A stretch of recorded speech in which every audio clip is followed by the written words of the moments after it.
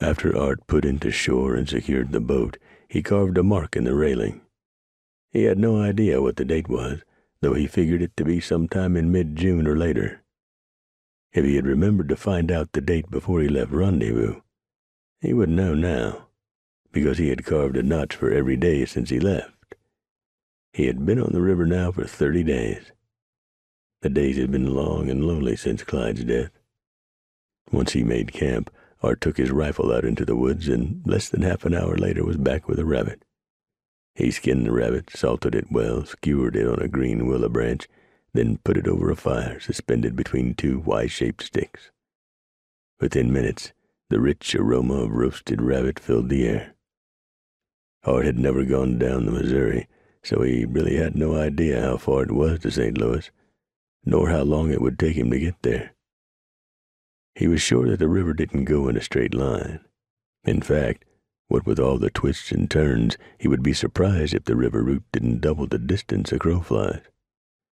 But he had neither horses nor mules, and floating down the river, even if it was longer, was certainly superior to walking. Shortly after nightfall, as Art was laying out his bedroll, he became aware of eyes staring at him from the dark.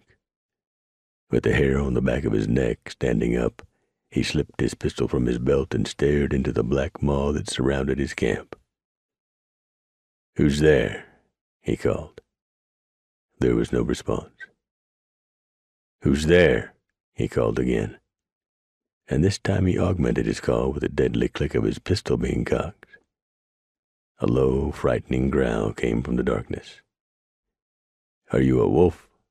Art called. Thinking to lure the animal from the darkness, he took a piece of rabbit and held it up. "Come on in, boy. Come get this meat." Tossing the meat about 10 feet in front of him, he raised his pistol, ready to shoot the moment the wolf showed itself. It wasn't a wolf. At least not a full-blooded wolf, though the dog clearly had many of the markings and features of a wolf. The animal walked into pistol range, growling, its eyes locked on the mountain man, while it was moving toward the proffered morsel. Art lowered his pistol and watched the big dog use its powerful jaws to pull the meat away from the bone. The dog fascinated him, not only by its size and power, but also by the way it carried itself. It clearly showed no fear of him. When the dog finished the first piece of meat, Art threw another piece out, this one closer than the first. The dog came for it. By the time he threw the last piece of meat, the dog was quite close enough for Art to touch, and he did so, rubbing the dog behind its ears.